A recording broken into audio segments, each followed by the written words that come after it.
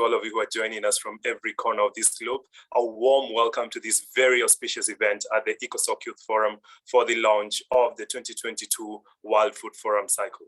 On this day, April 21st, the World Creativity and Innovation Day, and being here at the ECOSOC Youth Forum, I don't think we could have a better day or even a better event or even a better audience of global change makers and youth alike partners for the launch of the World Food Forum 2022 cycle. And so we are so honored to have you on board. Just before I forget, my name is Victor Mugo. I'm the head of global partnerships of the World Food Forum, and I will be your moderator today. I'm just joining in from Nairobi, Kenya, where the clouds are a little gray since after a whole year with no rain. The skies are now pregnant with rain to the relief of very many farmers such as I, livestock keepers and fisher folk. And just speaking about rain, or even the lack thereof, a part of our discussion today will be touching on the subject of climate change. More specifically, for today's session and for the rest of this year, the World Food Forum will focus on the theme of healthy diets, healthy planet, youth-led action for a better food future.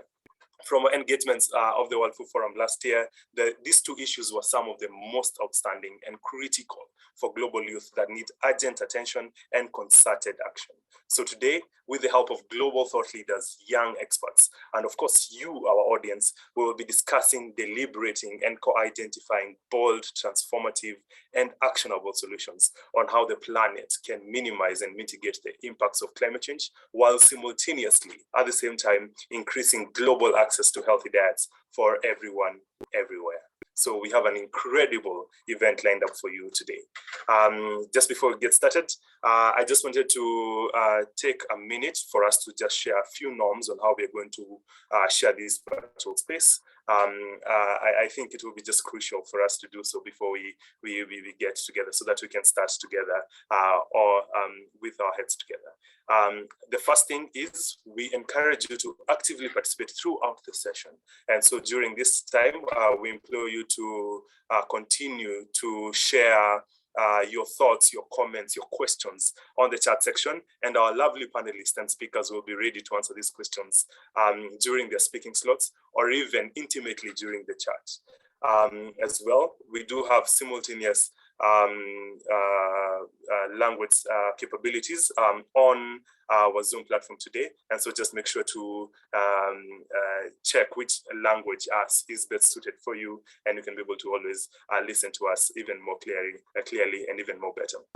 And I think above all else, we have to assure everyone here that this is a great space for everyone, since we come from different and diverse identities from race, from ethnicity, from gender, from sexual orientation. And so in this Zoom space, hate and discrimination have no place in our Zoom space here today. And if you just agree with me that hate and discrimination have no place in this room space here, you can just drop a yes on the chat section. I see very many people already writing their names, but we can just write a chat on our Zoom, just saying that we agree that this is a space where we can all be honest with our discussions, but also are very respectable in that. Thank you so much for all those yeses that I see. Great representation from across the globe. It's really great to have each and every one of you here. Absolutely great. Okay, I think moving on swiftly, we have a great power packs lined up for us today. We have great speakers lined up for us today. To begin with, we will have a high level and scene setting remarks on the theme of our day in the context of the global challenges that we face today. And then after that, we will dive deep into two panel discussions on how young people are taking leadership on providing access to global diets and inspiring climate action at the same time. And then just to bring it home, we will have a youth call to action on how we can all get involved in these issues while leaving no one behind. And I think now that we know how the event will take place, I think we are ready to jump straight into today's event. But before I do, let me call your attention to the screens for the World Food Forum 2022 cycle launch video. Technical team, if you're able, you can just take it away.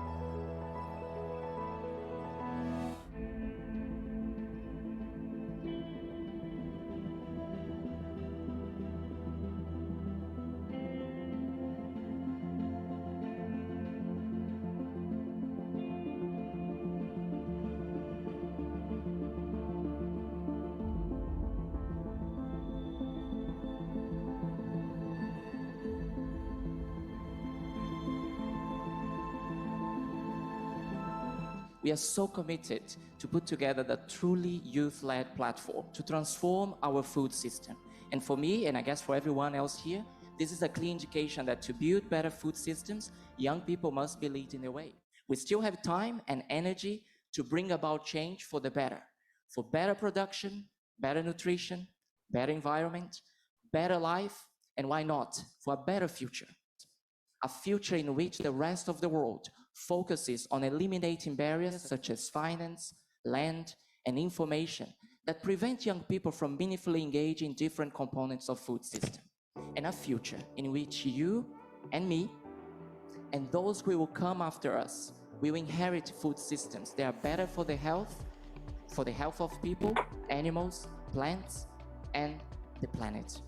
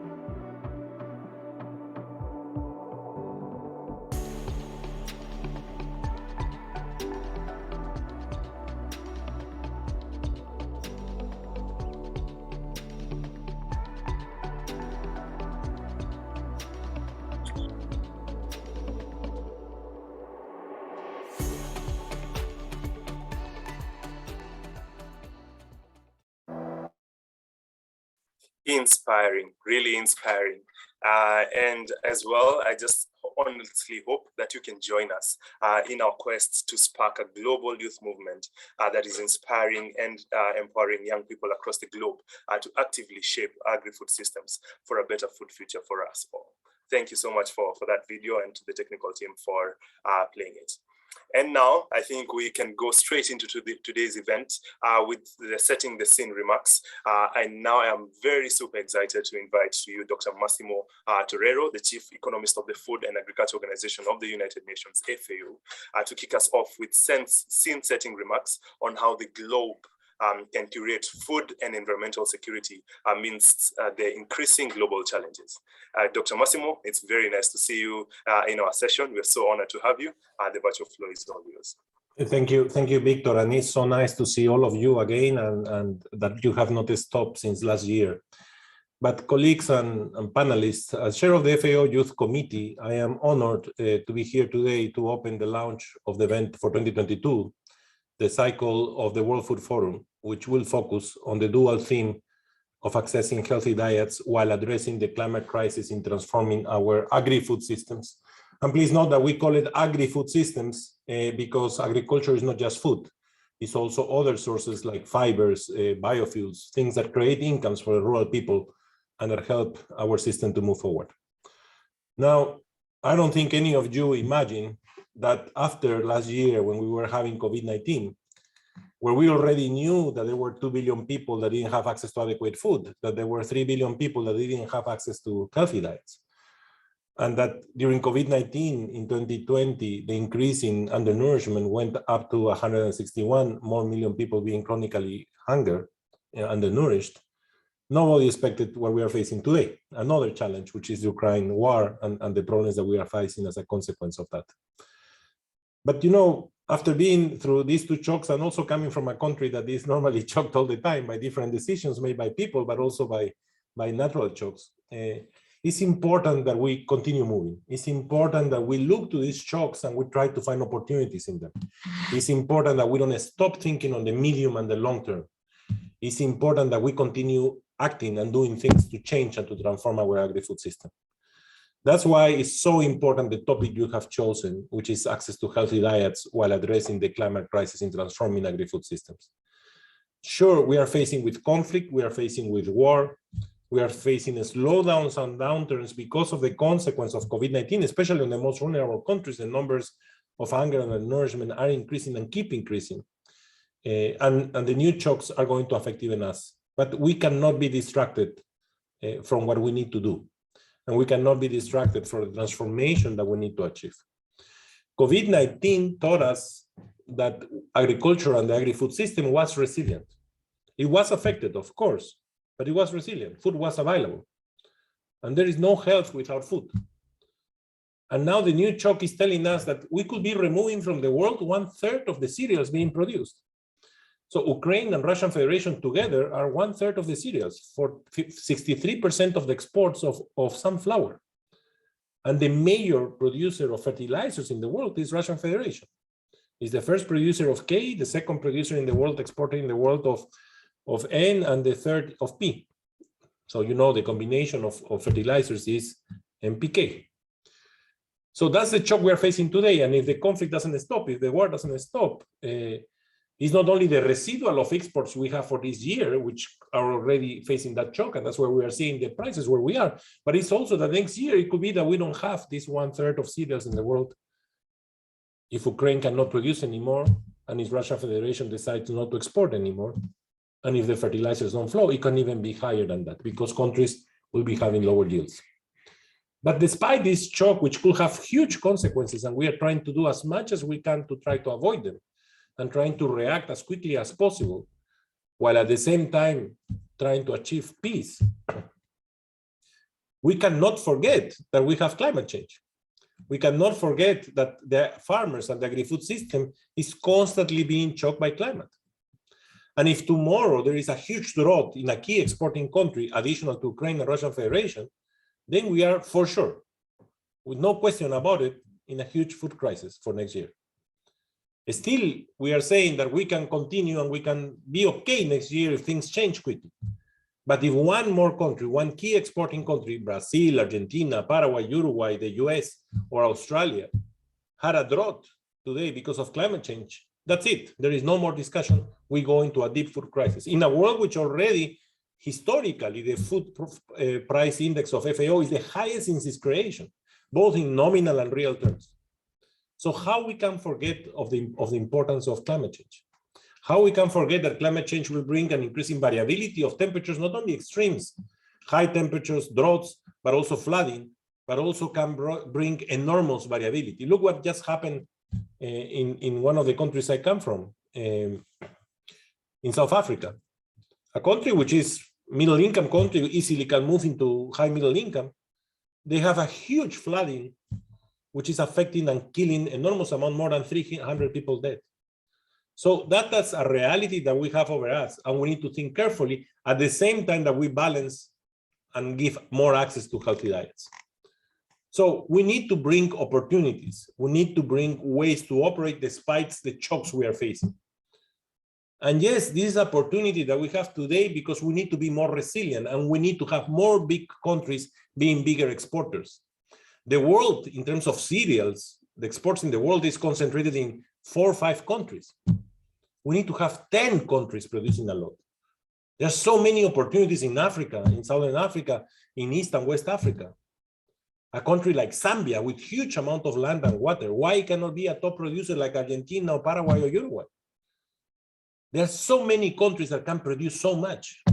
Big islands, small islands, so many opportunities that we have to take advantage and we need to move, but we need to move in a sustainable way. We need to be sure that we reduce emissions at the same time. We need to be sure that we minimize all the trade-offs. We do not want today that we cover the gap that is going to be generated because of the war by expanding area and destroying forests. We do not want that. We want to produce more in a more efficient way where we are and in a more sustainable way. So it's the time of increasing effectiveness, efficiency. It's not the time of creating distortions to the market. It's not the time of creating subsidies massively that will create only problems. It's the time that we increase efficiency. And how we can increase efficiency? Using our natural resources in the best possible way. We are arguing that we need to develop soil maps so that we can target better the combinations of fertilizers so that we can use less and produce more because we are giving the micronutrients the soil needs. It's like a human being. We are arguing that we need to increase the way we produce and the amount of pesticides, better targeted, more efficiently used so that we can produce better food, better quality of food at the same time. We are arguing that we need to improve our flow of food across the world. There are distortions and barriers which are unnecessary. Intra-regional trade is central to achieve healthy diets. Just in sub-Saharan Africa, we have a small percentage of the 9 food groups that we need to have access to healthy diets. And that's because there is no intra-regional trade. We have to facilitate that. It's the time to gain those efficiencies. And the worst is food loss and waste. FAO says that we are losing 14% of food and we are wasting 17% UNEP. How is it possible in a world where we have the numbers that we have in terms of chronic undernourishment, in terms of lack of access to healthy diets, that we have countries in which 30% is lost? Not only in the post-harvest, it's also in the pre-harvest. There are commodities, if you don't use certified seeds, from the start, you're going to lose 50% of your production. How we cannot gain efficiencies of reducing loss? And us as consumers, how we cannot change once and for all and improve the way we reduce waste? You know how much emissions are generated in the way we destroy the food? We discuss too much about cattle, which can of course be improved and be more efficient. But how much are we wasting incinerating food, which create enormous amount of methane to the society? So look, I don't want to be dramatic, but I think it's the time for us to start changing seriously and not using the shocks that we are facing as an excuse to avoid to solve the problems that we have and the structural problems. On the contrary, I think that these shocks are telling us that we need to change. It's the system that is reacting by itself, by human-made problems, this enormous craziness of this conflict that we don't need to have today. But many other things that we are doing, like wasting the food that we don't need to waste today, that we need to create a significant change. This is why FAO was eager and proud to support the launch of the World Food Forum 1 year ago. And here is the ECOSOC Youth Forum.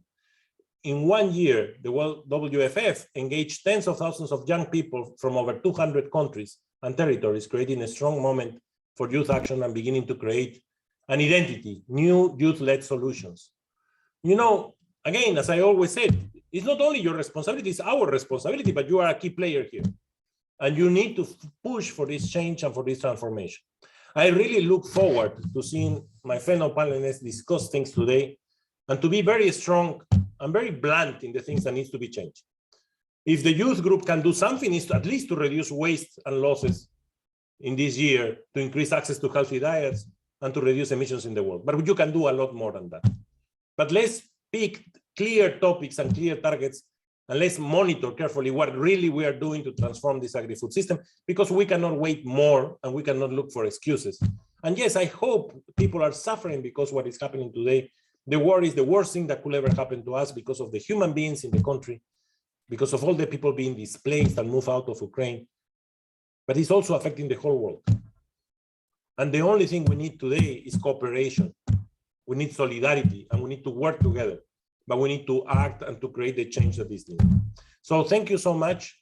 And I really hope we can move this agenda forward, and we can really start, and you can start as the youth, forcing us also to play with you to create the transformation that is needed. Thank you, and back to you. Thank you so much, Massimo, for that very insightful remarks, for that powerful submission. It really is incredible to kickstart this event. I could pick so many things from your speech, and one of it is that we need efficiency. We need to be very effective within our agri-food systems. And lastly, that the youth have within it themselves to really create this change, to really spark this change. And the World Food Forum is really creating a great opportunity for this. Thank you so much, Maximo. We really do appreciate your very, very insightful remarks. I will continue to implore us to send questions on the Q&A session. I see some questions that have already come in, and I think I can just direct this to Maximo, the question that has already come in from Lily. Lily is asking, how can we address the fact that in many countries today there's an abundance of food produced and increased amount of waste? This is especially in the global north. So what are the changes that we need in our food systems, agri-food systems to be precise, for an equitable distribution for the resources that exist? So look, we need to be very clear with what the definition is. So losses is from production to wholesale market. Waste is from the retail to the consumer. So waste is not only in the north, it's also in the south, everywhere.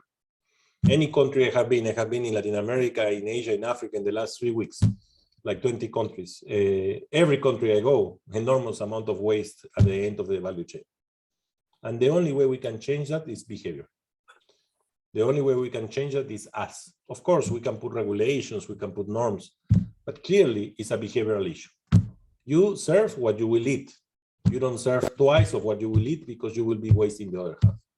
So yes, we can do innovations across the board on institutional regulations. We can link to food banks.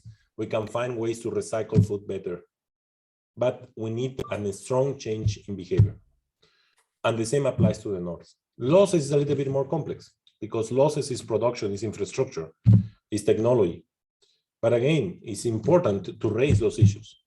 If I'm going to produce tomatoes, I need to know what are the seeds that I need to be using to avoid pre-harvest losses. If I'm going to a store, I need to have cool value chains in place.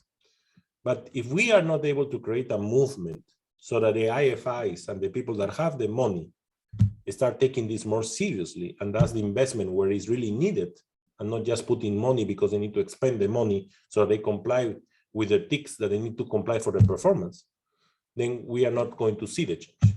Accountability is central in this aspect, and that's where we need to put more pressure and bring more evidence. And that's also the role that FAO has to play. FAO has to bring evidence and try to influence the way investments are happening to be able to reduce losses also, and not only waste. Thank you so much for that very good answer. I know that Lily is very well answered for that. I think we'll move on swiftly. I know there are very many questions for you, Dr. Maximo, but I don't know if you have the bandwidth within yourself to just answer them within the chat, just so that we do not, we can redeem on time. I think now, without further ado, I want to step over for Lizanne. Lizanne, who is a European Union climate advocate and WFF champion, to share her insights on how young people can catalyze the transformation of agri-food systems and halt climate change. Lizanne, it's very nice to have you in this session. So all over to you. Lizanne, you can begin. Thank you. Thank you for the introduction. Also, thank you, Dr. Maximo Terrero. Hi, everyone. I'm tuning in from the Netherlands. And as introduced by Victor, I'm a World Food Forum champion, also a European Climate Pact ambassador, but most importantly here today, a youth who believes we can make a change together. And as has been shown time and time again, youth have always stepped up to the plate, as we will learn more also by the other panelists. And we have the ability to bring in new ideas, new ways of working with a lot of motivation and energy to create that change that we want to see in our agri-food systems. And through the World Food Forum, I met a great community of young people, willing young people, also with the power of internet, which is really helpful also to connect youth from across the world, striving for that better food future that I would otherwise not have met in another way. And at the World Food Forum, as we have also heard, the objective is really to create that independent platform for young people across the globe, across backgrounds, to connect, to engage together, and to drive really that change. Sharing challenges and also ideas on solutions to overcome these challenges together, and also to bring new perspectives, open your eyes on the different cultures and thinking. As for me, also coming from a Dutch and Western background, to hear also from other cultures how things are being done, and also solutions that are happening across the globe as well. And whether you're already engaged to come together, to connect to youth from across the globe, or maybe not yet there, but want to engage, but don't know where to start exactly, well, the World Food Forum can be a space for you as well, where you can come together on the topics related to food and agriculture, through policy, innovation, education, culture, also, for instance, via cooking. And that we can together bundle really the energy of youth worldwide and empower youth in their own capacity and local communities. Because yeah, and also really focusing on that local, because in my experience, the change also needs to come from both the local perspective and the international perspective. And in October last year, at the first Youth Action Assembly, this was also really clearly shown and also talked about, where youth from around the globe, hundreds of youth came together to discuss challenges and ideas and find innovative solutions. And this year we will be hosting the second Youth Action Assembly, building on really the global foundations that we've set last year with ideas, with challenges that were identified, and zooming more into the local context, regional priorities, and actionable solutions that can fall under that. As was also mentioned by Dr. Maximo Terrero, it will be also very crucial to look at the actions and solutions, but also to identify clear targets and opportunities that we need to set. And I hope, really hope, that we can really truly work together intergenerationally, because I think that's also crucial, and to dare to make the fundamental decisions and give young people the chance and skills to be involved also in that in the change and be heard. Because it's also about our future as well. And before I end, I would also like to highlight that this year is the European Year of Youth, which is really shining the light on the importance of European youth to build a better future. But also, yeah, for youth as well who are attending from Europe, I call also on you to say that this is really our year. We can step up, but also for you, youth outside of Europe, we can make the change together by looking at how we can meaningfully participate and yeah, follow action together and find those really innovative solutions. And with that, I would like to give it back to you, Victor. Thank you. Thank you so much, Lizanne. It's really great to hear from you and then to hear about your rallying call that we need new ideas, we need new solutions, we need clear targets, and we have the opportunity to take advantage of these opportunities. And the World Food Forum is one of the greatest opportunities for us as young people, and as the energy of youth, so that we can make that change today. Thank you so much, Lizanne. It was really absolutely great to hear from you. And I think now we already know that while engaging in policy and action, addressing the climate crisis and even the transformation that we need in our agri-food systems, the aspect of equality is really, really crucial. And to bring this session to a close, I think we will hand this over to Cynthia Yu, who is the United States Youth Observer to the United Nations, to share her experience and remarks. Cynthia, are you together with us? You can take the floor. Amazing. Thank you so much, Victor. And thank you to the organizers of this event and for everyone for being here with us today. My name is Cynthia Yu, and I'm the U.S. Youth Observer to the United Nations. And today I'm so honored to be able to present on the importance of equality and the climate crisis for young people and our engagement in policy and action. But before I begin, I want to hear from all of you. So I'm going to start off by leading a chat wave. Now, for those of you who aren't too familiar with what a chat wave is, I'm going to say a series of statements and I'll count off from 3. And once I say 1, you will populate into the chat what your answer is, and we'll read off some of your answers. So again, I'll count off from 3. So I'll say 3, 2, 1, and populate your answer into the chat. So to start, where are you calling in from? I'll give you a little bit of time, and 3, 2, 1. A lot of people from Italy, UK, Rome, Nairobi, New York. Hello to my fellow US people. Morocco, UK, Bogota, Switzerland, Norway. These are all really great. Regardless of where you are calling in from, it is so wonderful to have you on this call and to be joined by a group of passionate activists who care about protecting our environment and our food systems. So next, yes or no, I have or know somebody who has faced food insecurity. 3, 2, 1. Right, I'm seeing a lot of yeses. I myself, as a first-generation American, also faced food insecurity when I was young. And so being able to understand that this is an issue that either directly or indirectly impacts every single person on this planet is critical to addressing it moving forward. Yes or no? I believe that our world's youth have a stake in the decisions made today. 3, 2, 1. Lots of yeses. It's amazing to see that regardless of what age you are right now, young people do have a huge stake, and it is wonderful to see that this is something that we all agree on. So thank you so much for sharing your thoughts with me, and thank you again for being on this call and hearing from all of our incredible panelists. Now, to begin, I wanted to quickly discuss a story that I heard when I was a UNICEF Youth Ambassador at the 74th UN General Assembly back in 2019. I met a young Indigenous boy who grew up in the Arctic, and he told me that over the span of 5 months, he had lost 9 friends because they didn't know where it was safe to walk anymore. They had fallen through the ice due to climate-related causes. And in that moment, I realized that climate change was the most important global issue that is impacting our world today.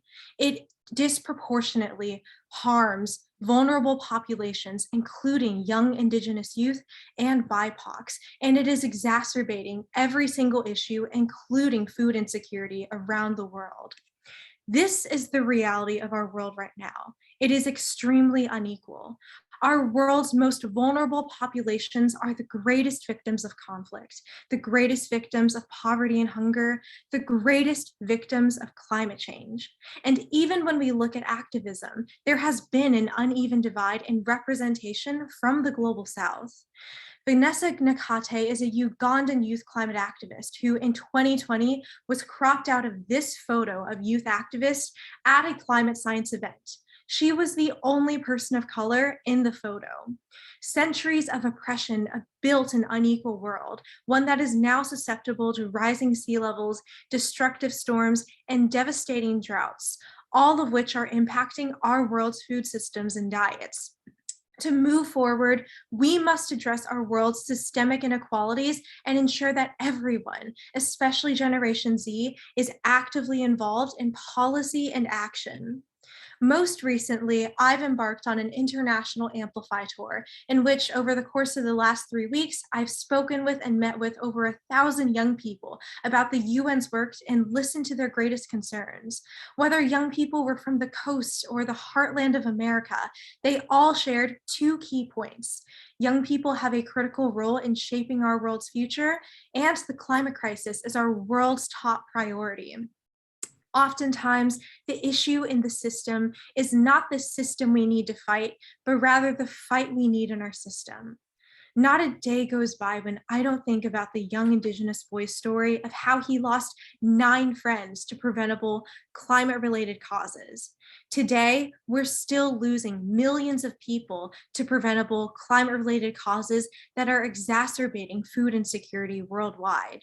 Together, as our world's youngest activists, we can march towards a world where that number is 0. And so to close, I want to leave you with one last Chatwave prompt. What will you do between now and 2030 to ensure that we are creating healthy diets and a healthy planet? This is a longer one, so I'll take a moment to think about what you want to put into the chat. And 3, 2, 1. Thank you. And I'm passing it off to Victor again for our first panel. Thank you so much, Cynthia. It's really great to have that interactive remark from you. It's great to see all the things that are coming in on the chat. Quite a number of them about how young people really want to participate in these food systems and how they want to create change. I see people who want to empower youth in global and local food governance. I see people who want to work in community building and the SDGs. I see people who want to raise awareness and inspire action. I see people who want to continue to work to tackle food loss and waste. I see people who are ready to empower and uplift youth in action. And so this is really a great confluence of the young people who are global change makers in their own rights. And so thank you so much to you, Cynthia, to Lizanne, and to Dr. Maximo for that absolutely fast session, great session that we had. Thank you so much. We really do appreciate all your comments and your remarks. And I think right now, we can start moving on swiftly and shift gears to the next panel discussion. After this, we'll have two panel discussions, which will just be discussing on how the globe can motivate access to healthy diets for everyone, everywhere, and as well, how we can be able to halt climate change. I know that we have a great lineup of panelists, we have a great lineup of speakers, and I know that we are in good hands, in the hands of our moderator, Yomi Akinifesi, who is the strategic analyst at the nutrition division of the World Food Program. Yomi, it's so nice to see you. I know you will do a great job in this moderation and in handing over to the next panel. And so over to you, Yomi. I hope I didn't butcher your name. I've been practicing all week. Thanks so much, Victor. Great job passing on the baton. And no worries, I get used to my name being butchered all the time, but you did great. So since I've already been introduced, I'm so excited to introduce our panelists. But before I even introduce our panelists, it's important to even just start with the basics, because we're in the first panel of access to healthy diets. And the question is, what is a healthy diet? What exactly is that? So it's not just about giving someone food. Healthy diets are diets that are composed of an adequate quantity, adequate quality, and making sure that one is able to achieve the optimal growth and development. So it's not just about having food, but also having these important components. And then also so that the different various components of one's life, the physical aspect, mental aspect, the social well-being, a healthy diet enables one to be able to move forward in that. So healthy diets they're safe, they're diverse and balanced, and they're based on nutritious foods. And this is how one can combat malnutrition in all its forms. And of course, when one hears this, one can think that it's very basic, but actually the latest research has even shown that that 1 in 3 people have lacked access to adequate food. And that was in 2020. And let's remember that we've been in the pandemic. There are recent crises that are going on. We even have the Ukraine crisis, where 30% of the world's wheat and important things are happening. So there are people who are unable to afford a healthy diet. And it's even estimated that that's up to 3 billion people. So with all that being said, of course, we're all trying to move towards moving to achieve the Sustainable Development Goals. So the question is, how do we even achieve such big goals? These are big things to handle with the 3 C's, COVID, conflict, crisis. How do we make sure that no one's left behind? How do we make sure that people have access to healthy diets at the right time, and making sure that we're able to start from a good footing? So these are big questions, but we have wonderful panelists on our panel today. So today we're going to break down this topic and see how us as youth are working towards achieving the Sustainable Development Goals and promoting better nutrition. So first, I'll start off with our first panelist, Mike. Mike is a youth leader for nutrition from Malawi. Hi, Mike. So Mike, it would be good if you could. Thanks for waving at the crowd. It would be wonderful to know more about your work, about empowering youth. Could you please tell us about what you do to empower youth to become nutrition champions? And also, what has motivated you to be able to make this a driving force?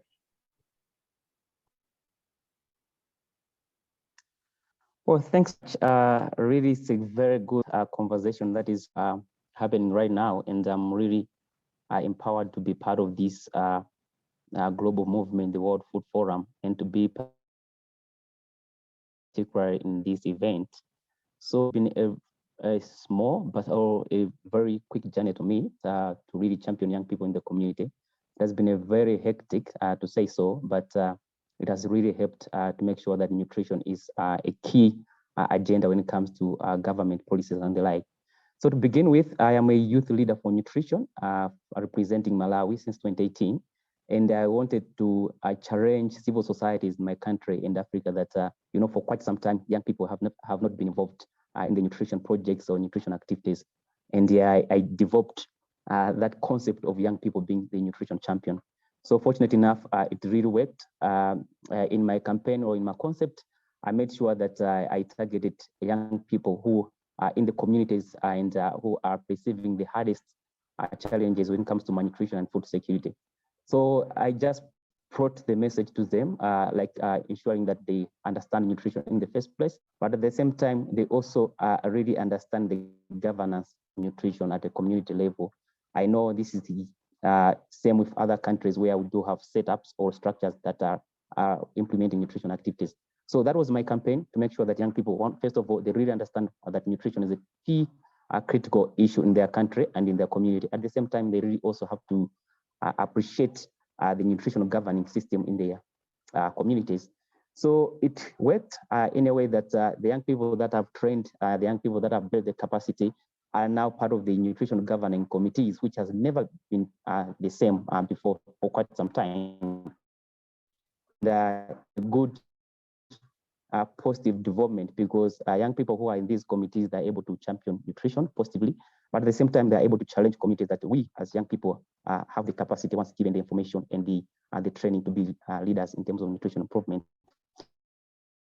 So the information which I really want to send to you, especially everyone as we work in the nutrition aspect, is to think that most of the time, even a simple idea that we have when it comes to challenging the policies or the decision makers, we just have to take it forward. We just have to be strong enough to make sure that we really take the right action.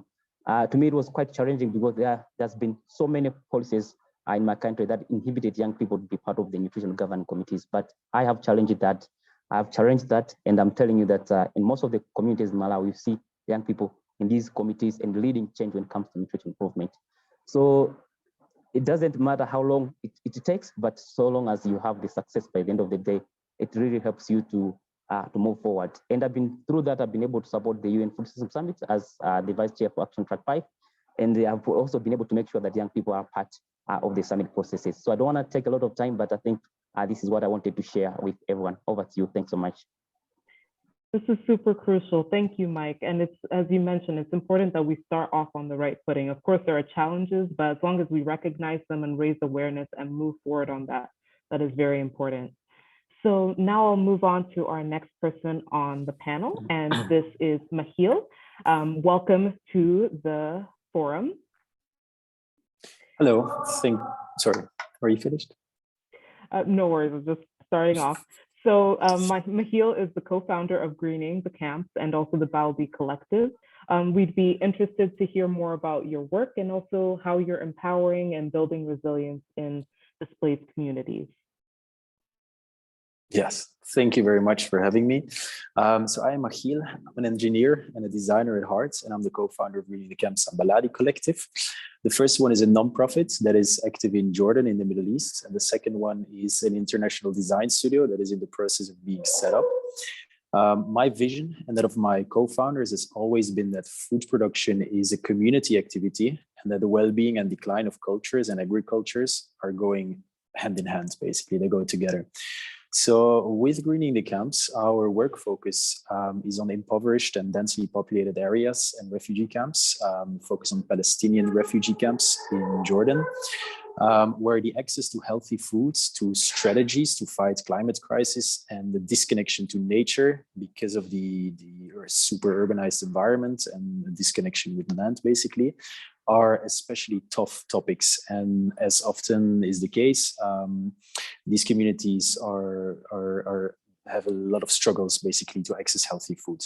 It's more of an upper class thing to access. So with Greening the Camps, we design, we build and maintain communal rooftop farms. Plus we exchange knowledge to ensure the future of these farms. And to us, these urban farms are vehicles for learning and the knowledge exchange where youth finds connection, confidence, and empowerment to become change makers themselves.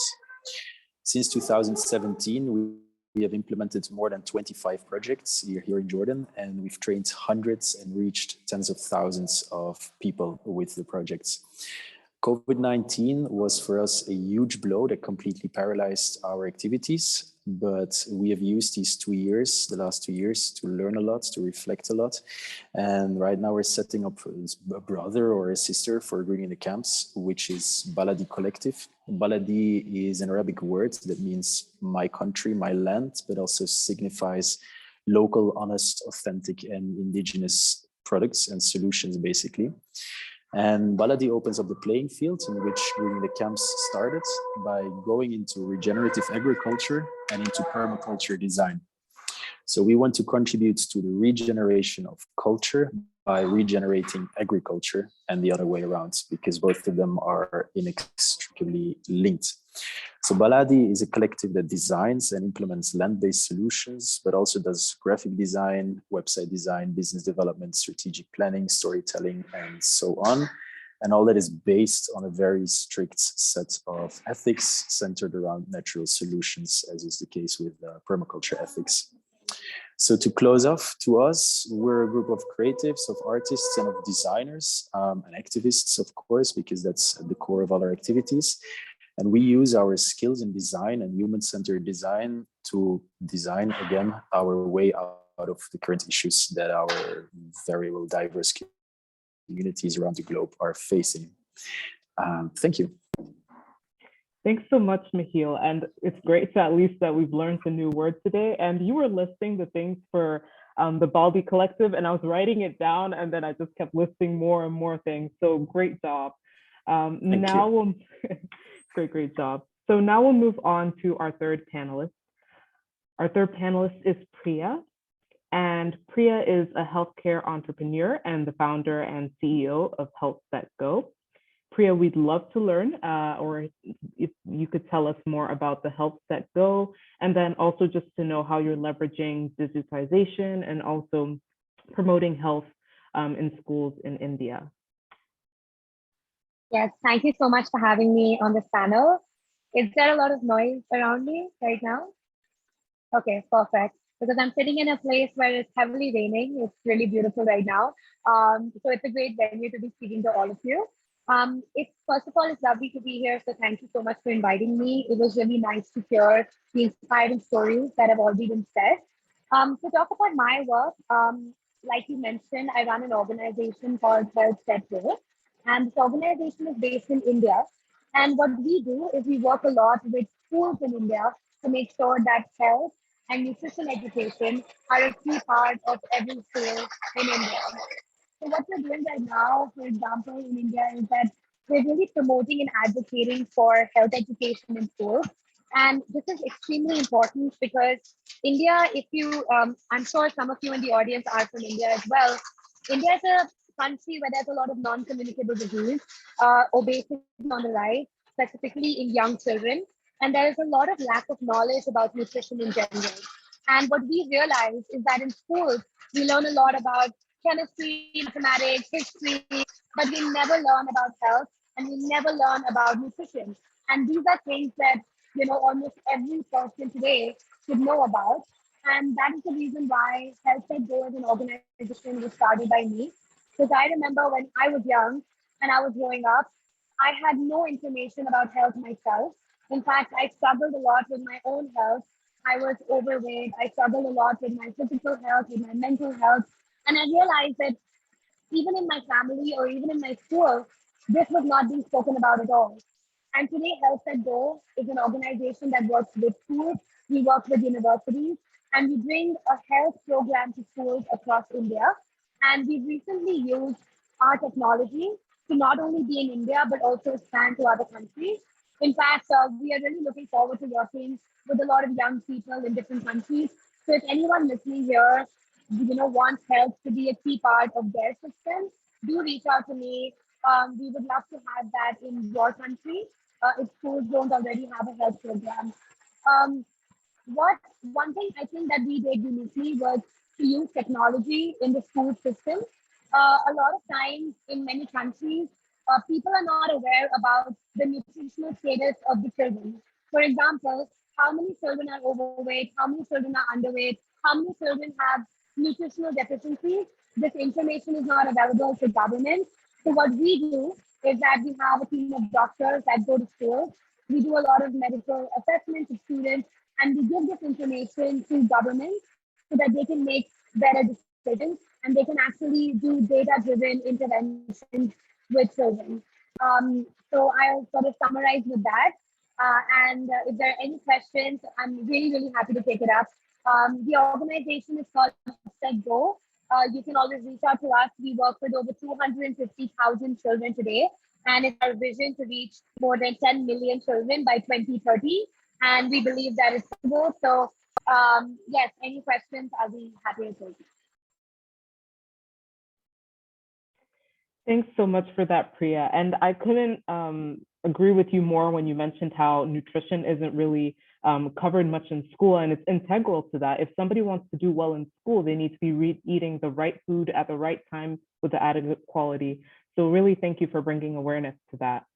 So now we will go on to our panel discussion questions, and I will be passing on the questions to our panelists, and I'll be starting with Mahil.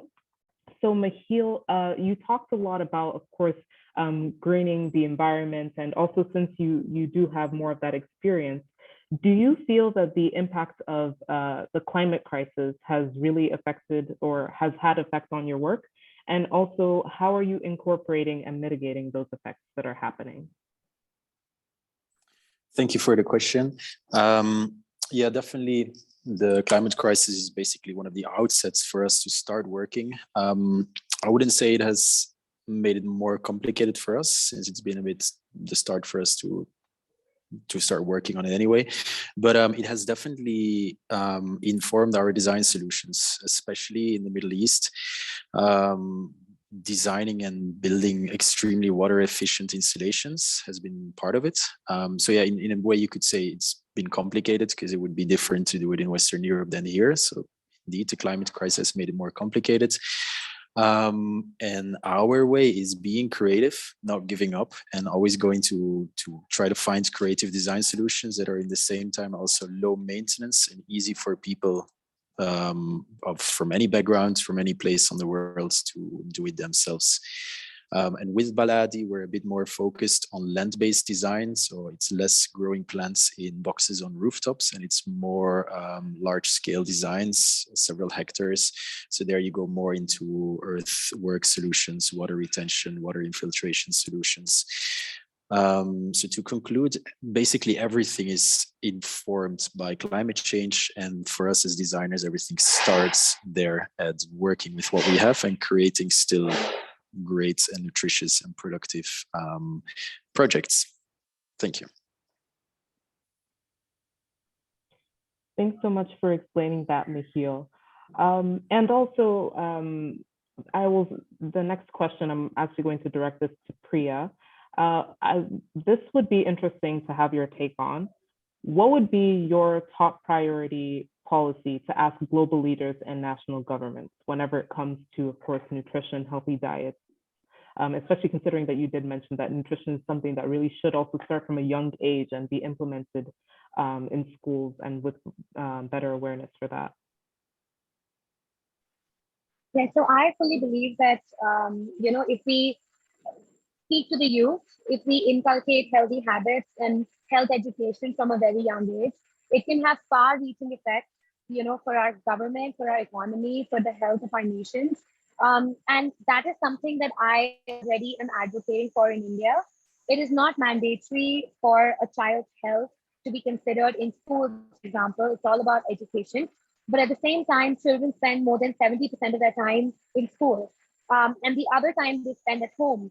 And we all know that, let's say the older generations don't necessarily have the healthiest of habits and don't necessarily have the type of awareness level that today's young people do. And so to focus on the youth is extremely important, especially in environments like education institutions like schools and colleges.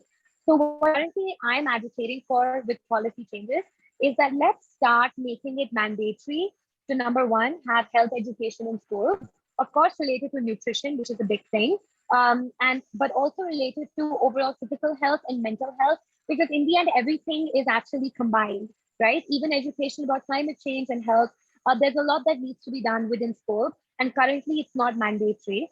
And something that me and my organization are working towards, that health promoting schools, which is something that the World Health Organization also suggests to be, an intervention that every country should follow, is not made mandatory yet. So that would be one thing. The second thing we're advocating for is formally creating a curriculum that can be used nationwide. that is also something that is not being formally, created. Again, for young children to study about food and nutrition, that's the second one.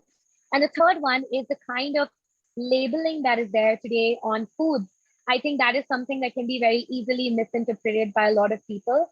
There's a lot of lack of transparency when it comes to food labeling, and not a lot of us know what is good or bad for us. And this would be my plea to not only governments, but it would also be my plea to businesses to be very conscious when it comes to food labeling, to be very transparent when it comes to that, so that not only experts, but also people like us, young children, everyone can understand exactly what goes in their food. So we can all make healthier choices, and we can make more nutritious choices, and hence we can have, a much healthier society. So these would be things that I'm advocating for right now and focusing on. In fact, there are a lot of public health campaigns as well that are happening right now, but I believe that those public health campaigns are not speaking directly to young people. And so even the language of these campaigns, is it relatable to people or not? These are the things that are very important. So organizations like mine and other public sector organizations are also doing their bit, but there's a lot more that's needed in youth voice, youth activation.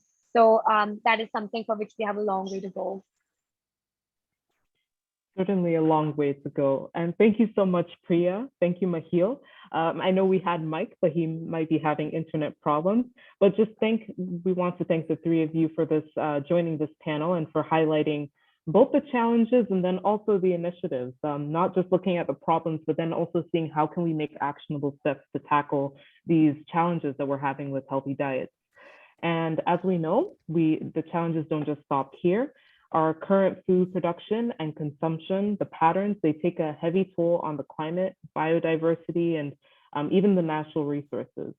So without further ado, I will pass this on to Anne-Catherine for the next panel. Thank you. Thank you. Perfect. Thank you so much, Naomi. And while we wait for the other panelists to join me up here on the Zoom panel, welcome to the second panel on addressing the climate crisis and its effects on agri-food systems. My name is Anne-Catherine Beck. I'm an advisor to the Vice President of IFAD, which is the International Fund for Agricultural Development, an international financial institution and a UN specialized agency also based in Rome.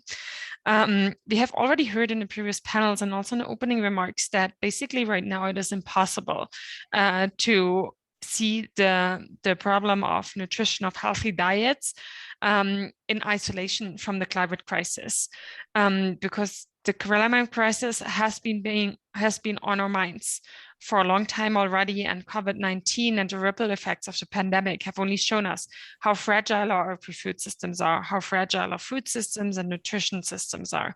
And we have been reminded how crucial it is to understand the interconnectedness of how our food is produced, distributed, and consumed, and what the boundaries of our planet and its resources are, and how we can influence with our own actions and consumption patterns.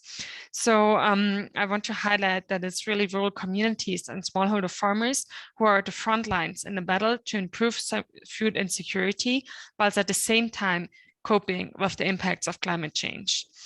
Floods, tropical storms, increasing and more variable temperatures and more erratic rainfalls are some of the devastating events that have direct and indirect impacts, not only on a local level, but on a global scale for consumers and producers all over the world.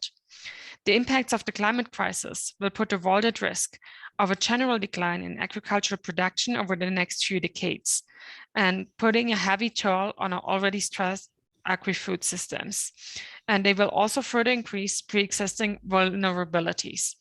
So today, we're bound to witness decreasing food availability, rising food prices, and exacerbated instability, and conflict because of hunger and competition over water and fertile land. Even before the Ukraine war, international food prices have reached an all-time high, and now they continue to increase. As has been highlighted as the panel before us, access to healthy diets is a challenge for many communities. And with the threats that the climate crisis poses, our agri-food systems cannot continue to function the way they function today. So it is really important to take the climate crisis and its impacts into serious consideration. And I'm very excited to have with me today 3 amazing panelists who already work on the nexus between the climate crisis and healthy diets. And without further ado, let me jump right in and let me turn to our first panelist, Laurence, who is a scientific collaborator on a project on the true cost of food at the Swiss Federal Institute for Technology in Lausanne. And she's also working on the youth-led organization Bites of Transformation. So Laurence, why don't you tell us a bit more about your work and how it links climate and food? Thank you, Anne-Catherine, for the floor. And as you just said, I'm a scientific collaborator on a project on the true cost of food. So for the ones that are not acquainted to this terminology, the true cost of food is actually the fact of accounting for the impacts that food has on our environment, on our health, on socially also what it means from a social perspective.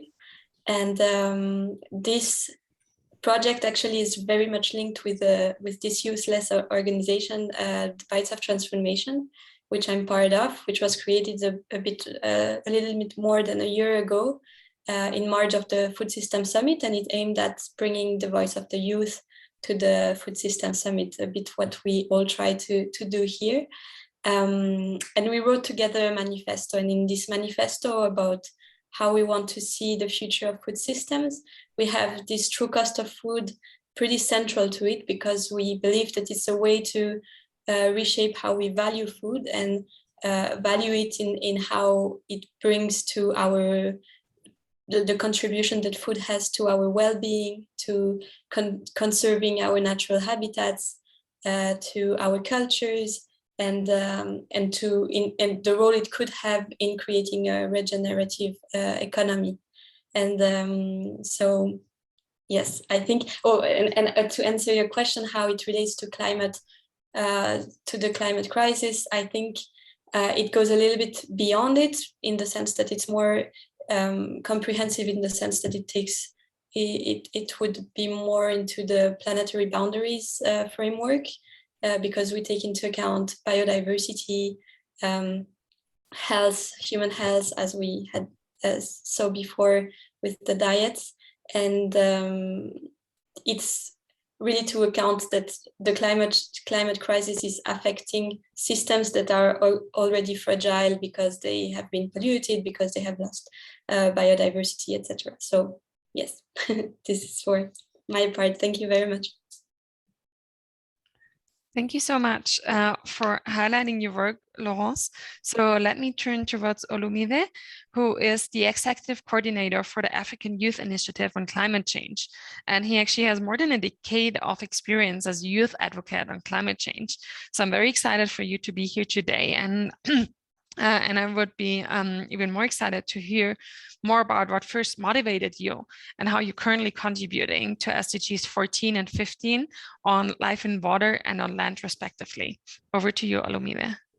Yeah, thank you very much. Can you hear me very well?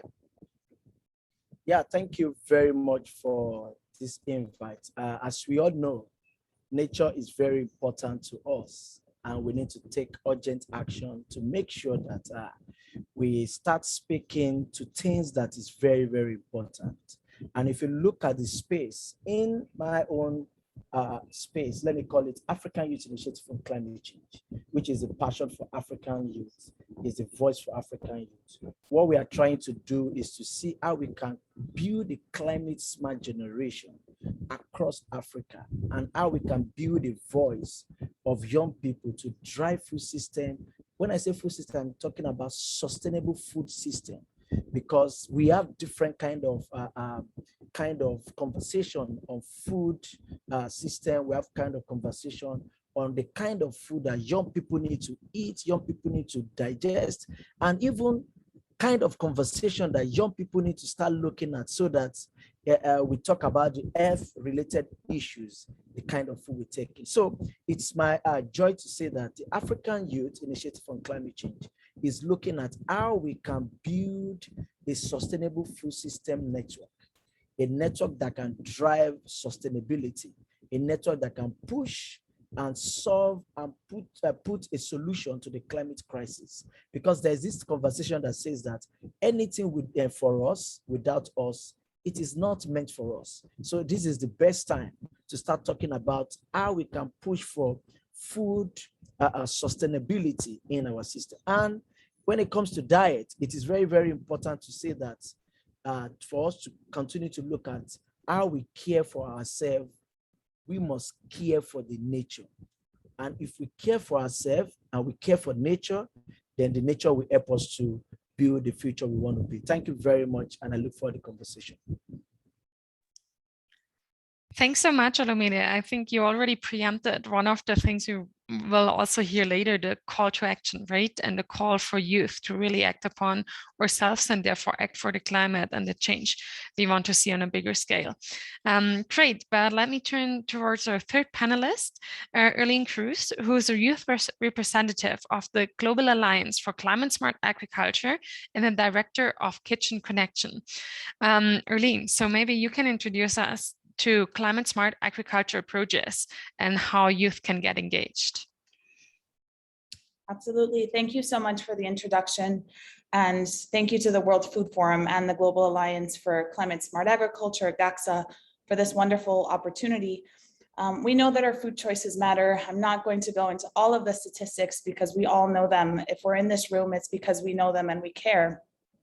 The point is, what happens to the data if it never leaves those circles? We fail to see proper change. As Maximo Torero mentioned earlier today, we need behavioral change. And what we're seeing is we have these wonderful data that are being presented to us, met by structures that are reticent to actually moving forward and propelling us to change in the way that needs to happen for food systems to improve. That is compounded with a wonderful opportunity, which the UN Youth Envoy's Office shared with us, which is that between the ages of 18 to 32, we're more likely to take risks as young people. And so that is something that is biological in many ways. Understandably, as we get older, our bodies are more prone to wanting to settle down and, nurturing children if that is something that we want. But that also means that we take less risks. And in the current environment that we're living in, we need more risks. We need to challenge the status quo. And so there is no way for us to move forward if we're not including young people in the conversation. There is absolutely no way for us to challenge monarchical, hierarchical structures if we're not including young people who are challenging the status quo. I teach graduate students at New York University. Many are younger than me, many are older than me. But the way I like to teach the class is in a non-hierarchical format. We're all there with beautiful experiences, and that is what matters. When we're presented with a challenge, it's not about age, it's not about gender or color, it's about what do we have to bring to the table and how can we actually tackle this challenge collectively. So that needs to be the approach moving forward as we're looking at food systems conversations. GACSA has a wonderful new strategic plan where youth are at the center. And when we're talking about climate smart agriculture, we may not necessarily know what that means in terms of agriculture. We're not exclusively talking about farmers, but also what we at the other end of it as consumers are and demanding in terms of the kinds of foods that we want to eat or that we're actually eating and feeding our families. So with this knowledge in mind and with the power that comes from actually making decisions, we at Kitchen Connection are working closely with GACSA and the World Food Forum, dedicating ourselves to look for data that actually will move the food systems conversation forward, but to educate all of us as global citizens to propel us to action. And so how do we do that tangibly? We have cooking classes, panel discussions, tastings, culinary demonstrations, market tours. We leverage the power of social media, of course. And most recently, we put together a cookbook that we're really happy to share. It actually went to the printer this week. So it is actually happening after a 1-year delay. So we're really happy to share that with you. I will put some more information about it in the chat, but first I'll share what makes this cookbook actually unique, because when this project came to us, we were asked to put together a cookbook, an international cookbook, and a publisher was really keen on having us publish it. But the idea is, what makes this actually relevant in the current food systems conversation? Well, we calculated the nutrition calculations as well as the carbon calculations for all of the foods. And it's very interesting to see that indeed the plant-forward recipes do have less carbon contributions. That does not mean that we need to exclude meat, because of course we know that some populations could benefit from eating more meat. But generally, this is a tangible, practical approach to making a difference in our own homes. And that is the point. We do have the power, and we can actually make a difference within our own lives, and starting with the way that we approach food. So I'll share that in the chat. And again, thank you so much for this opportunity. Okay, perfect. Thank you so much, Erlene. This was a very rich contribution, and we swiftly moved from connecting the data we have to concrete behavioral changes that youth can take a more youth that is more willing to take risks right now. And also, I think you related back to a little bit what Laurence had already quickly introduced in the beginning. What is the true cost of food really?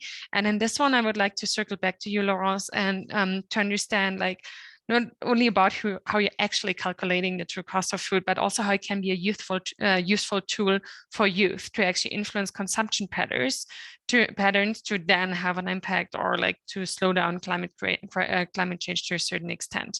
Laurence. Thank you very much. I will try to be as brief as possible, because of course it's complex questions, but how we measure the true cost of food in general, you have different kind of capital. You have the natural capital, the social capital, health, and you try to find metrics that can be attributed to a value, an economic value that you can measure directly or indirectly in our systems. And I would say that it can be very complex, but at the end, the powerful aspect of the true cost is actually to say, okay, it's so huge, the externality that food has, the cost that it has on our society, and actually the benefits goes only in the hand of a few ones, and we as society bear the cost of a lot of different aspects: health, environmental damages, etc. So in general, what we are currently doing in my project, we focus on a few indicators that are very representative, that showcase the impacts that food has on our health, on the environment, on biodiversity, on the social systems also, because food systems are often places of unsafe work conditions, underpayments, etc. And how do they link all these different aspects together? It's the core of it, and I think it's a very useful tool to approach in a systemic way the transformation that we need to have, that needs to be systemic, and we need to learn again how to think systemically, how to approach this transformation systemically, because we have been for years putting everything in silos, in sectors, in sectoral policies, and yes. So okay, yeah, perfect. Thanks for the for this very interesting insight. And as you say, it's really about the systematic approach. But I think as always, it's the most important point to take the first step and to get going from one element of this whole system, and then to have it cascading from there. So if we look at this approach, Olumide, as you have been working with African youth for many years already, what would be your first tip, your great tip for youth in Nigeria, but also in other African countries? What is the entry point really to look at food systems and to take action ourselves? Okay, thank you very much. I think one of the best steps for us to start looking at approaching the conversation of food system is for us to get more education, because if you are not educated on the issue, then you will not be able to actually understand how to approach this conversation. Secondly, young people need capacity building. We need to build a capacity in the area of technology, the area of technical know-how, because most of these young people have the zeal and the power to push conversation. But when it comes to resources, when it comes to technical aspect of this opportunity, they are very, very low in that. And that is why I said in the beginning that anytime you are making a decision for young people and you are not taking them along in that decision, then it is not meant for them. So when it comes to the food system conversation, now we are talking about, let me relate it to, we are talking about small scale farmers. We are talking about female farmers because they are very, very important in this conversation. Then we are talking about how do we understand what to plant, when to plant, and when to actually harvest. All this conversation boils out into the food system and the food hierarchy. So it is very important to start looking at the capacity of young people in approaching this conversation and to start giving them resources and the available tools to start looking at how can I be more important in the conversation of the food system. And not only in Nigeria, across Africa, we have from the south, the north, the west, and the east. Young people are actually taking the responsibility of providing more food. And let me end by saying this, that we also know, is from our experience, that the small-scale farmers that the ones that are producing the much food that we are eating on our table. And it is high time for us to put investment on those people so that all these opportunities can turn into investment opportunity for young people. Thank you very much. Well, thanks to you, Olumide. I think since I work for IFAD and we really work with the rural poor, your very last message really spoke to me, because we do work with small-scale farmers who do not only produce the food, but also feel climate crisis, the worst right now. So thanks for that. And also, like, it's very great that you highlighted that we have to get the conversation going, because that's what we exactly do today. So unfortunately, the organizers are already chasing me because they want to close the event. So we won't have time to hear from Irlene again. But thanks so much for your first statement. And she has also dropped the most important links to her book and her work in the chat. So please follow up to there. And hereby, I would like to close the panel number 2 and hand over to Victor again.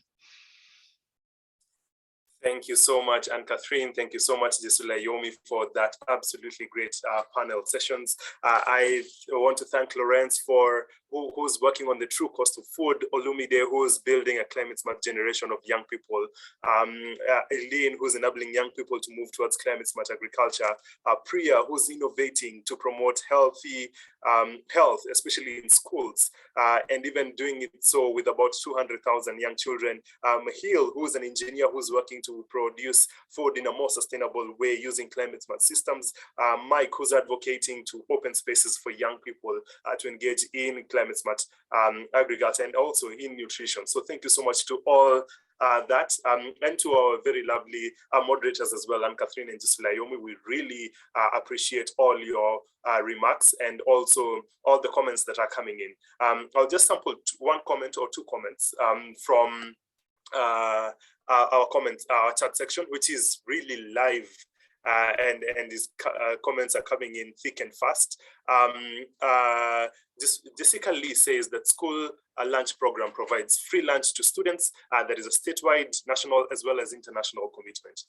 I agree with you that state lunch programs, school lunch programs are absolutely essential because they're a way to provide nutritious food to young people and especially children who will nevertheless not have been able to access it. I also agree with Jessica Lee that nutritious food is extremely important in securing at least basic health and well-being for people.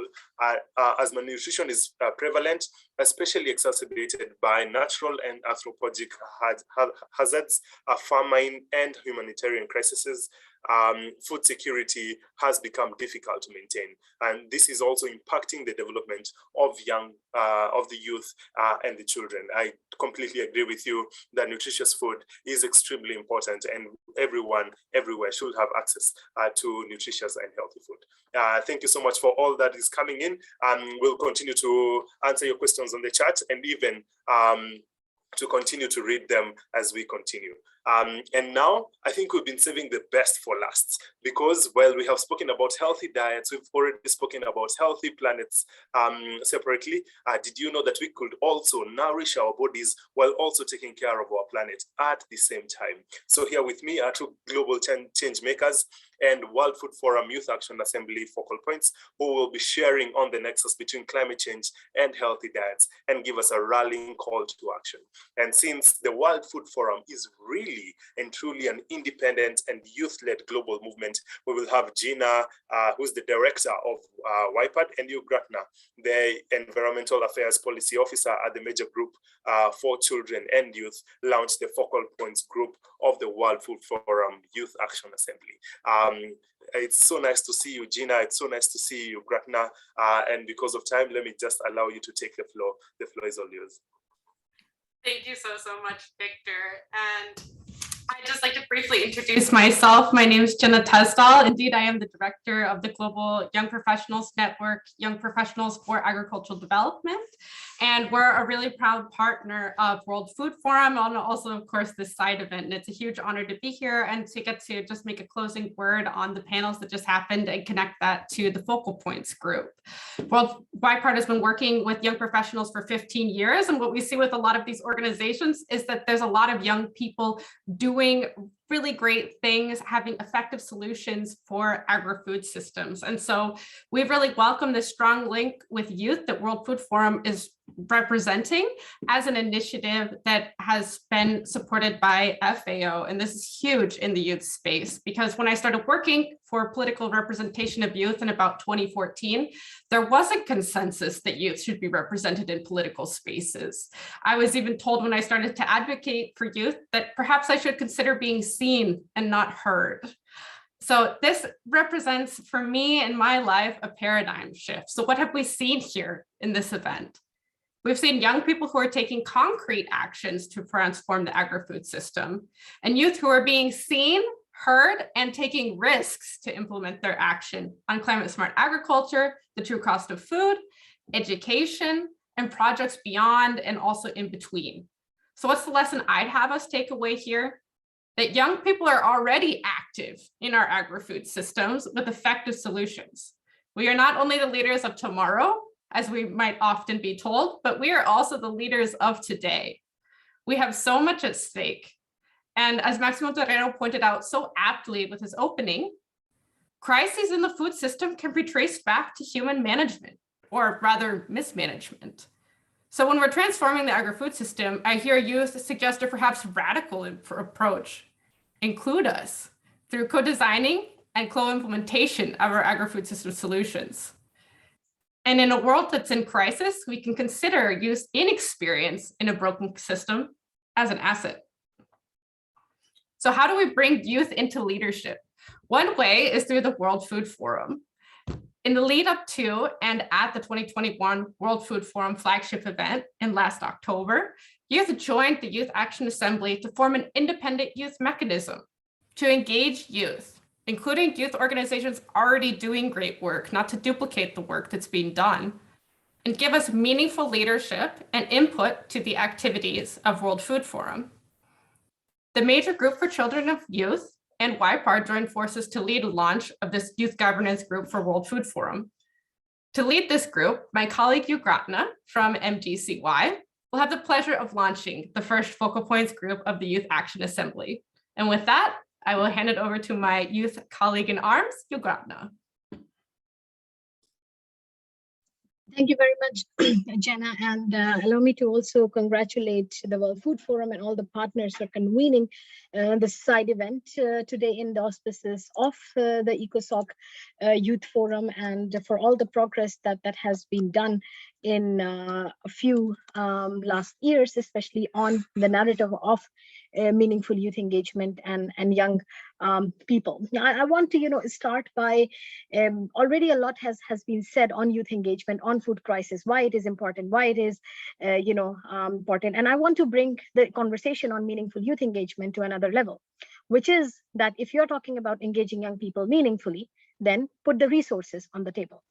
If the whole world and the global community can mobilize in a matter of few weeks resources and funding to fund arms and fund defense and destroy people and the planet just in the name of security, why cannot you do that for environment? Why cannot you do that for young people? Why cannot you do that for places where there will be impact?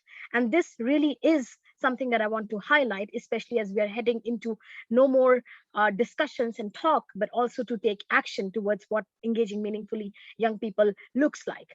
I think the fact that Victor is now with the World Food Forum team is an example of what youth leadership looks like. Someone that was leading the Work in Food System Summit is now working with the UN system, and we hope that this continues. Now, coming to the point what Jenna mentioned about the focal points group and speaking more on the MGCY hat, we have been very honored to essentially have been working in the last, I think, 6 months almost now to put together a structure in that sense that basically brings young people in the heart of decision making of the World Food Forum itself. So young people are not just consulting or observing, but also really feeding into the work that the World Food Forum does and truly realizing what is called, the powered by young people. And not to take much time, but this really is one slide that could essentially, explain how the World Food Forum Youth Mechanism or the Focal Points Group in that sense is structured, which is feeding into and across the different structures of the World Food Forum itself, whether that's the advisory group, whether that's the interagency coordination group, and maybe something else in the coming months, but really to have anchor point where young people can, independently in that sense coordinate. We are done with the open call for applications, and today in fact is the first meeting of the Focal Points Group, and the open call for application received over, I don't know, more than 50, 60 applications from many different countries, and this was a very competitive selection process that took place. And for the youth constituencies, we are engaged, of course, with the major group for children and youth, and with some of the youth organizations that work, and we are trying to make sure that all actors and constituencies that are relevant, including the youth working group of civil society mechanism, is invited and has a designated seat which belongs to them in food systems. So these, would be some sort of an overview, and just to highlight that it is possible to put young people in the governance structures as well, and not just talk about how they are being engaged, but to create those spaces. And we thank the WFF Secretariat and the whole FAO and the team of the Rome-based agencies for enabling such a space that is there for young people. In conclusion, I would like to say that, most of you may know that today, this year, the UN is celebrating the 50th anniversary of what is called the Stockholm 1972 commemoration. And we're 50 years down the line. We do not have time. We are not on track to meet the 1.5 degrees target. We are not on track to have a zero hunger by 2030. We are not on track to achieve the Agenda 2030 of sustainable development. And therefore, the action has to be done now, and young people have to be in the lead. They say make all spaces intergenerational. Sure, we can explore all sorts of new world models, but we have to, at the moment, in the current realities of young people, make sure that they are being engaged. So when we talk about food systems, it's not about just this small panel that's sitting here, but of the young people that actually do not have access to food right now. My young brothers and sisters in different continents that are probably right now, not finding time to discuss emerging issues or time to come to the UN, but trying to feed their families. This is who actually the conversation is about. And we hope that the youth mechanism that has been set up is, one of the ways to essentially reach out to those young people and involve them in the decision making. Thank you, Victor. Thank you, Gina. Thank you, Gretna. That is really powerful. That is really inspiring. I can see all the messages that are coming in from the chat, just congratulating you for your inspiring remarks, but also for the World Food Forum and working towards being really, truly powered by the global youth. And as you said, I think that by this, I hope that we can be the people who really work together towards transforming our food systems and also representing the people who do not have that privilege even to be here. And now, thank you so much for those powerful remarks. We are already coming to the closing of our session today. Thank you so much to all the panelists. Thank you so much to all the moderators. Thank you all to all the speakers. A huge round of applause to all of you for the great work that you are doing individually, but also collectively. Even though we are concluding, the conversation does not end here. In fact, the conversation has just begun. So make sure to follow us on the World Food Forum and on social media to keep us updated on the World Food Forum activities throughout the year.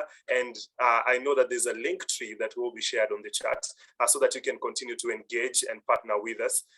You can always reach out to us on email if you want to partner with us in that regard. And in all these ways and in subsequent events during the year, we look forward to interacting with you and even to hearing more from what you are doing, the inspiring work that you are doing, and how we can be able also to be of support to you.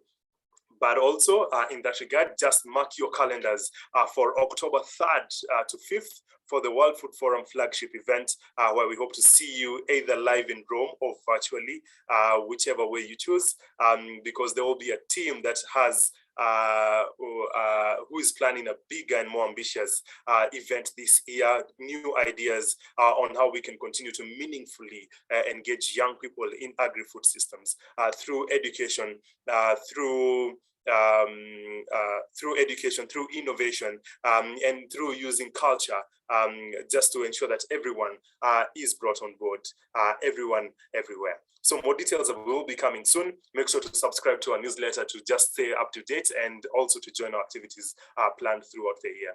And so as I conclude, just following up on what you, Gratna, has mentioned, what Gina has mentioned, and all the other speakers have mentioned, I want to echo Henry Ford's words that coming together is the beginning. Staying together is progress, and working together is success. I will just repeat that. Coming together is the beginning. Staying together is progress, and working together is success. And I hope that we can all work together as global youth to create a movement that is able to transform our food systems and create a world where everyone everywhere has access to healthy diets, and also living in a planet where we do not need to exacerbate its ecological scarcities, limitations, and boundaries. Thank you so much for your time. We really appreciate you for your active listening and for your active participation. Thank you so much for all of you who have taken their precious time to be here. We really appreciate you. Do have yourselves a great rest of the day and a great rest of the year. We look forward to seeing you in subsequent events.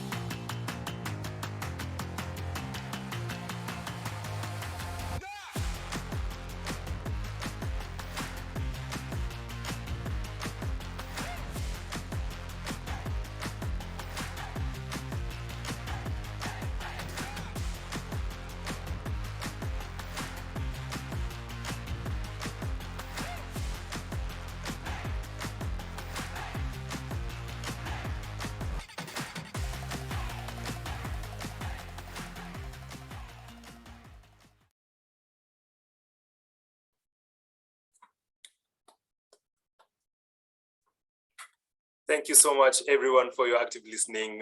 Thank you so much to everyone for making it to this very lovely event and very inspiring event. Thank you to all our speakers. Thank you all for your inspiring remarks. We look forward to interacting with you and discussing with you and deliberating with you and co-creating solutions together with you as we create a global movement that will transform our food systems. Thank you so much. Do have yourselves a great rest of the day.